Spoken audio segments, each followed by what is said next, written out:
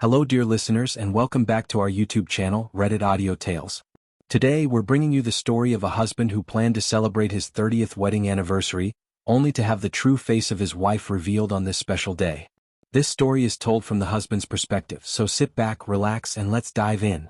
Laura, it was one of the happiest evenings of my life, our Pearl 30th wedding anniversary, which we celebrated with family and friends, many of whom had been at our wedding many years ago. Cole looked especially attractive. He was always fit and strong, a hint of gray at his temple, suggesting a future silver fox appearance, but his piercing blue eyes never changed. I could only hope that he still looked at me the same way. I was 52 but still fit, and only 3 kilograms heavier than on our wedding day. I had splurged on an elegant evening dress and new high-heeled shoes for our party, and spent the whole day preparing. It was so nice to greet old friends and our now grown children. Nieces and nephews, they did most of the work in organizing the evening. We managed without speeches and simply wished everyone a good time. Later, Cole invited me to dance. Everyone stopped to watch us. It was so reminiscent of our wedding night. Cole smiled at me, his look a bit melancholy. Thank you for 30 wonderful years of marriage, I replied with a smile. Thank yourself, you're the ideal husband. I couldn't be happier with our life together. You've been an excellent wife. I felt that Cole's response sounded a bit disappointing and a bit strange. We continued to dance before he spoke again. You're handling it well, I think for the entire evening I've seen you glance at him only once. Sorry, but who are you talking about? Don't start lying, Laura. It's beneath your dignity, and after 30 years of devotion, I think I deserve the truth. Silence. Fine, if you're going to play dumb and to dispel any doubts. I'm talking about your boss and lover, Charles Davenport. Unlike you, he can't take his eyes off you. Suddenly, I felt very sick and I thought I could pretend. Tears welled up in my eyes. I hoped the onlookers would think I was overwhelmed with emotion. Because of our anniversary, don't cry, Laura. You're the one that fought here, and keep dancing. Unless you want everyone to know there's a problem. I didn't deny anything or ask how he knew. He deserved more. I'm sorry. No, I don't think so. If you were sorry, you wouldn't keep going back to him. This was a planned, intentional, and repeated act. It's not that simple. My voice cracked. It seems quite simple. An affair with your wealthy boss. How long has it been going on? I'm not exactly sure, probably a few months. We continued to dance. All eyes, including those of the children, were fixed on us. God, if they knew what we were talking about, I would be devastated. How often do you meet him? Business trips once every few weeks, nothing inappropriate in the office. It's not what you think. It's not wild, passionate sex. For that, I have you. Then why? Usually, it's said that a woman needs more than a man can offer. No, never. After he lost Lucy, it was more about friendship and consolation than anything else. He was depressed and I was trying to help him recover.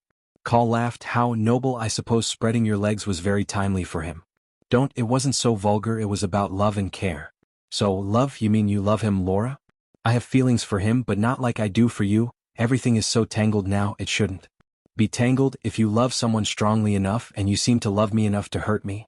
I never wanted that. I never thought that you would find out. We continued dancing with a few more couples joining us around the edge, again like on our wedding night. Stop it, Laura, you knew the consequences.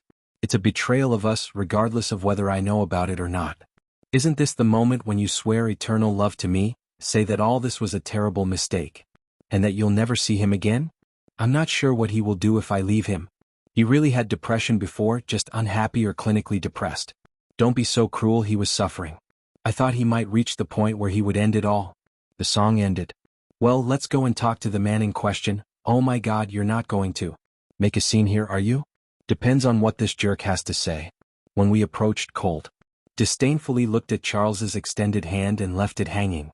Charles withdrew his hand with a puzzled expression. I would like you to tell me about your relationship with my wife and how you had the audacity to show up at our anniversary party.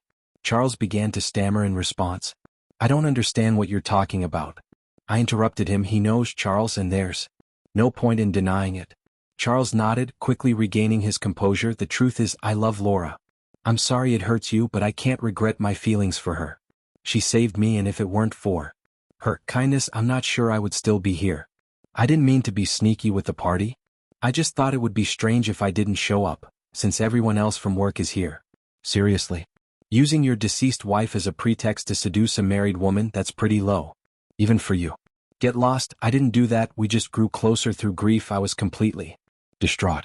You lost your wife and took mine, and you were feeling bad, so everything's fine. Is that the line you're trying to draw?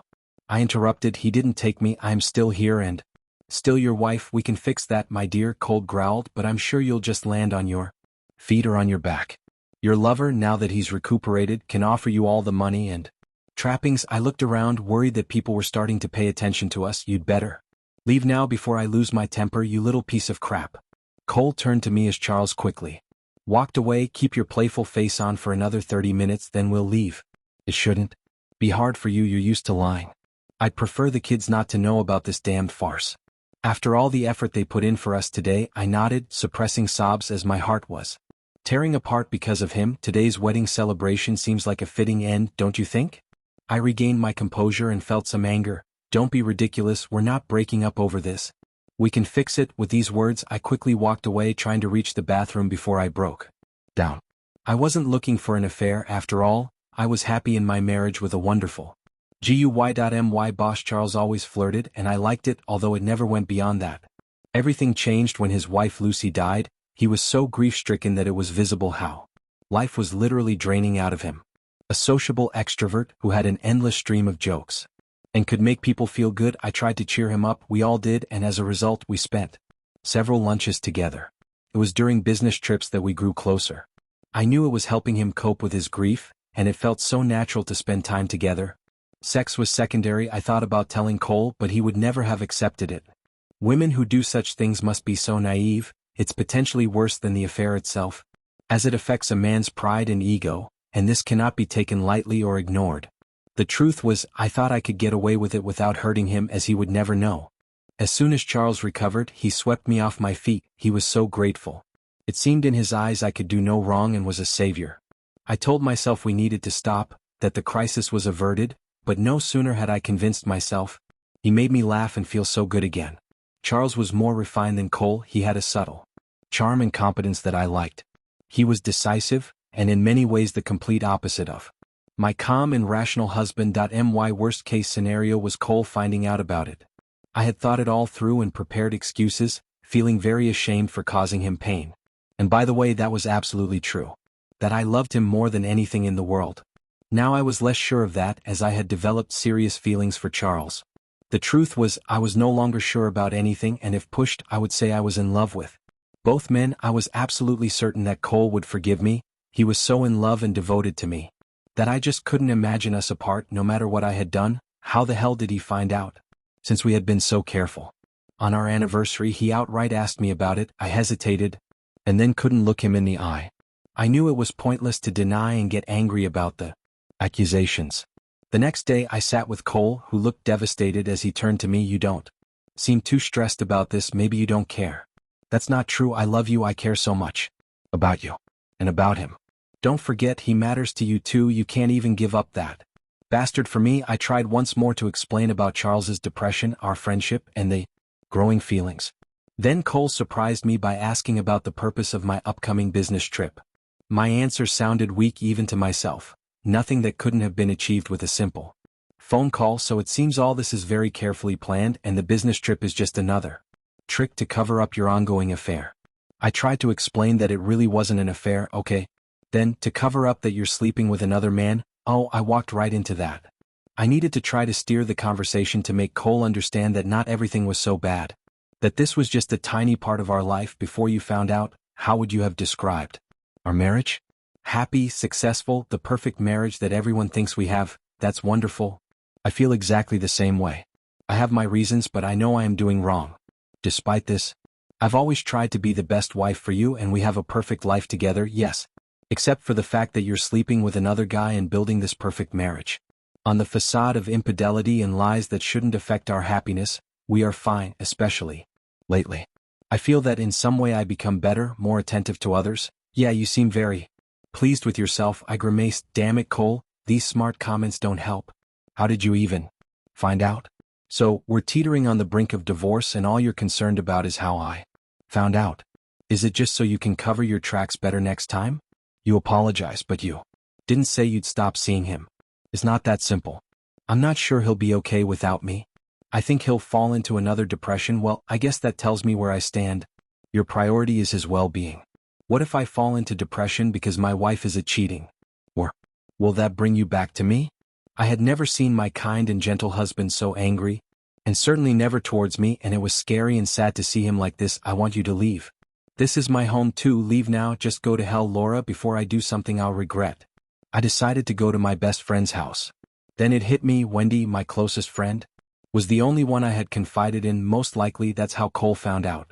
She had threatened to tell him, and she must have decided to follow through.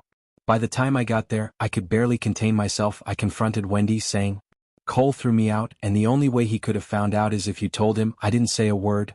Laura, it seemed like she was not categorically denying it. How could my best friend betray my trust and destroy my marriage? Her response shocked me. You know what, Laura? Fuck you. I'm Cole's friend as much as I am yours. I've known him for over 30 years.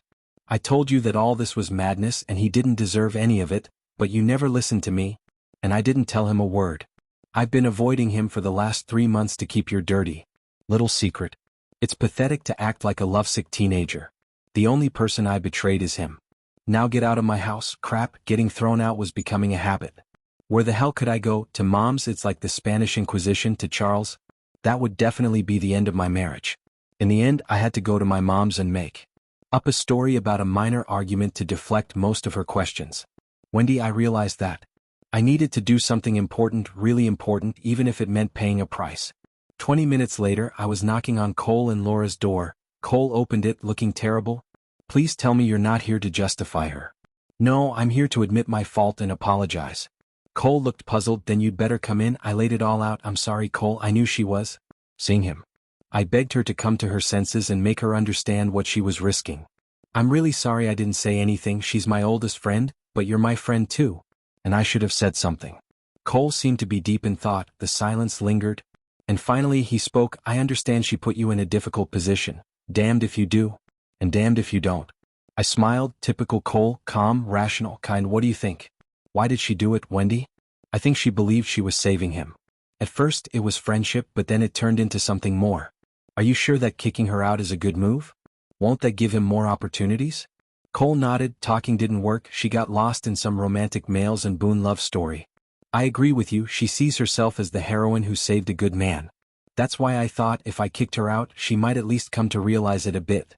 I have no idea who she needs more, me or him. Maybe she doesn't realize it now, Cole, but she needs you. You've always been her strength and support. Laura, I knew it was risky, but I needed help, and Charles would know what to do. He was the smartest person I knew. I called him. He was happy to hear from me and suggested we meet. As usual, we agreed to meet after work at a prestigious restaurant, and I made an effort to dress up. I wanted to stay married to Cole, but I needed to keep Charles interested in case the worst happened. If Cole didn't take me back, then Charles would be my backup plan after all. He often told me he loved me. We had just sat down when Cole and Wendy walked in. Damn that bitch, I burst in on them just as they were sitting down. What the hell are you doing with my husband? I think the same thing you're doing with Charles. I've told you many times I think Cole is a great catch, and if you're foolish enough to give that up, well, I turned to Cole. You can't do this. We're married, a fact you seem more than ready to ignore. He glanced at Charles. It's just dinner with a friend, nothing more. By the way, really nice outfit. If I'm not mistaken, those are your seam stockings and fuck me heels. I guess he's in for a lucky night, or rather, another lucky night. I felt my face turning red. Damn it. This was all supposed to be different. A romantic interlude, and now I'm standing in a restaurant and my husband just announced to everyone that I'm wearing stockings, ready to sleep with another man. Wendy glanced down at my legs. Black seam stockings, a bit cliché and blatant. Maybe you should try a sexy nurse outfit? After all, you're supposedly concerned about his health?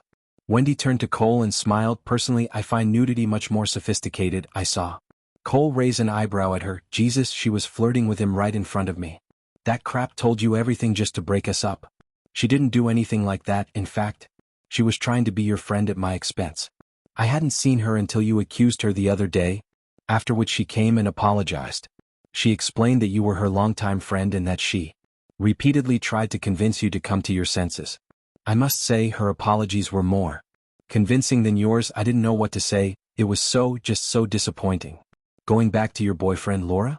We're done. I burst into tears and ran out of the restaurant. Damn it, I'm losing him. Even if we managed to save the marriage, I saw that it would never be the same. I went from being loved so much I was put on a pedestal to barely being tolerated. I couldn't figure out how they knew we would be at the restaurant. It couldn't be a coincidence. and they were clearly prepared to see me with Charles. Charles again offered his help, saying he could explain everything and smooth things over if we prepared and met with Cole together. The suggestion sounded implausible, but I was willing to try anything. Cole was always quicker than me in discussions and arguments, but I knew Charles could match him. Cole was shocked when I returned to my old home with Charles. He stood up and I thought he was going to attack Charles. You've got to be fucking kidding me? This involves all of us and Charles is here to help explain things properly. It was my turn to be surprised when Cole calmly sat back down. Well, it's nice that we're a trio in this relationship. I can't wait to hear this. I ignored his sarcasm and began. From the very beginning, I want to apologize to you. It was never my intention to develop a relationship with Charles and I never wanted to cause you pain. I know it's hard to believe, but I truly love you. I also want to apologize. Charles spoke up. If I were in my right mind, I would have never crossed that line. I was ill. I can honestly say that without Laura, I would have ended my life. She saved me. You look well enough. Is she still saving you or is it just sex now? You shouldn't have pursued my wife just because you were sick. It's still cheating and complete betrayal. Charles turned to me, his steel blue eyes piercing. You preferred him over me. I never did that, but I couldn't abandon a friend in such circumstances. You could have been a friend without spreading your legs. I disregarded the crude remark and began the speech I had prepared with Charles. It wasn't planned, we simply grew close and difficult circumstances and feelings developed between us. I'm sorry for causing you pain. You don't deserve any of this. As far as I understand, we have a few options. Oh really? Then please enlighten me. Well, you can divorce me. It's the last thing I want, but I won't resist if you want it. The children are already grown, but they still need you. They need both of us. I would split the money however you want, and I believe you'll be fair. But this option would ruin all our plans for a wonderful life together. I still want to share all of this with you if you'll allow it. And if we divorce, you'll move in with him? We haven't discussed that, but yes, I think it would be inevitable if you decide to leave me. You're not the one who got dumped in this crappy show. I didn't dump you, you kicked me out. The second option, I could stop seeing Charles and somehow you'd forgive me. I'm not sure if that's possible. It would eat away at you and you wouldn't trust me. I can't abandon someone I have feelings for in a difficult time. I would never forgive myself for that. Cole laughed. Really, in a difficult time? He's the least oppressive guy I've ever seen. He's like a cat who got the cream. Don't you see he loves it? I tried not to let that comment distract me, but I saw Charles grimace slightly. Where we continue as we are now. You said you're happy and I want to keep making you happier than anything else. My relationship with Charles shouldn't affect you. We still respect each other. Cole started laughing sincerely before catching his breath. Respect? Really, you have no idea. I continued in turn. I would agree for you to date someone else, even if it's Wendy. I think you're a lone wolf and I doubt it's for you, but I'll understand if you want it. I don't want to explore anything beyond you and Charles. We could be honest, I would be the best wife for both of you. No running around, no secrets. We'll try to build trusting relationships between the three of us, and that's the option I would prefer. Cole stared at me without blinking. As if seeing right through me. I prefer option one. Let's get divorced. He was so serious that my heart pounded in my chest. The reality hit me hard, what I could lose.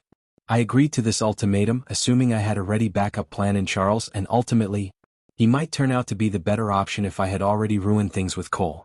Now I wasn't so sure. And one more thing, did he come up with this nonsense? I turned away. Charles looked just as awkward. God, Laura, are you really listening to this crap advice? If I'm not mistaken, I think someone's trying to advise actions to break us up. You couldn't have said anything more antagonistic even if you tried. Charles exploded. In these circumstances, it's a perfectly reasonable suggestion. Shut up, Charles, you know divorce is my only way out, just as you planned. Tell me, Laura, besides you and Wendy, who else knew about your affair? Well, no one, just Charles. Really? So maybe he boasted to a friend or friend about how he's hooking up with a hot milk from work. That friend mentions it to someone else. And suddenly lots of people know, and maybe one of those people just happens to know me. A cynic might assume someone might have made sure the message got to me. Cole looked at Charles. So that's why you came to our party, isn't it? You knew I found out, you wanted to see the fallout, maybe hoping I'd air it all out? And you'd be there to pick up the pieces. Nonsense, I didn't know anything like that. Funny how Wendy found out so quickly about your little rendezvous at the restaurant. Through a friend, which seems very convenient. We went there to try to reason with you, yet you immediately ran to your lover. It took me some time to realize he was happy about our presence. I teared up. Why would he do this? He loves me, he'd never cause me such pain. It's obvious he wants you all to himself. He's done everything possible to get us to divorce. He's just as likely as I am not to agree to share you. He's not like that, tell him, Charles. What does it matter? He made his choice to leave you and divorce. We can be together. Cole continued, were you even depressed, or was this all part of the plan? Of course I was. I would like to see some medical evidence confirming this diagnosis. I traced who told whom all the way to you. Perhaps I may have let something slip to someone. I wanted to tell the whole world about us, Laura. So, you pretended to be sick, took advantage of her sympathy, pushed for the affair to continue? In short, I found out about it and did everything possible to break us up. Is that the bottom line? So what if I did? We should be together? I'm a wealthy man and I want to live a full life with Laura. I loved her even when Lucy was alive. The sound of a slap echoed through the room. Charles grabbed his face. You damn scum. Before I could slap him again, Cole stood up, grabbed Charles by the collar of his shirt, pulled him to his feet and pushed him forward, slamming him into the front door. Consider yourself lucky. If I ever see you again, you won't be so lucky. With those words, Cole opened the door, lifted Charles to his feet again, and literally kicked him out of the house. I am panic. I rushed to him. I was a complete idiot. Cole, I can't believe I trusted him. I'll resign and never see him again. It's all a terrible mistake. I forgot what I had in you. Everything you do without even thinking, checking if everything's okay, embracing me. Your calm sense of humor and fun, and how you agree with most of my crazy ideas. Please give me another chance. I can't. You can if you really want to.